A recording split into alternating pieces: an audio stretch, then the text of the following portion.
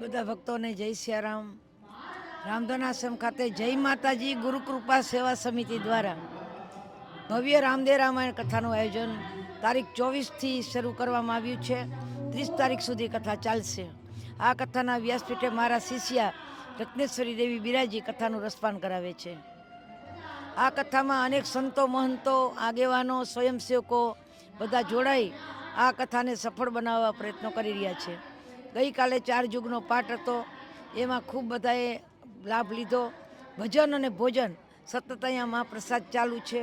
અમારા ભક્તો બધા સેવા કરી રહ્યા છે અને આ કથાનો હેતુ ફક્ત એ જ છે કે આપણા સનાતન ધર્મનું રક્ષણ થાય, બધા ધર્મ પ્રત્યે જાગૃત બને, અંધશ્રદ્ધામાંથી બહાર આવે અને સમાજ જાગૃતિ. જે રામદેવજી મહારાજનું પ્રાગટ્ય એવું થયું કે રામદેવજી મહારાજે 18 વર્ષને પોતાની સ્વીકાર કર્યો છે. એટલે ગતગંગાના વાયકમાં બધાનો સ્વીકાર કરી અને જગતને એકતા તરફ લઈ જવાનું કાર્ય જો કર્યું તો રામદેવજી મહારાજે કર્યું છે. બીજું, પ્રકૃતિના રક્ષક હોય તો રામદેવજી મહારાજ છે.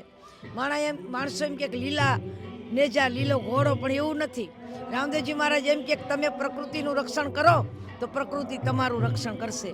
હું ને તમે જો પ્રકૃતિને ચૂકી જઈશું તો આપણા જીવનમાં ગ્લોમિંગ વોર થશે અને જુદા જુદા રોગોની પ્રાપ્તિ થશે.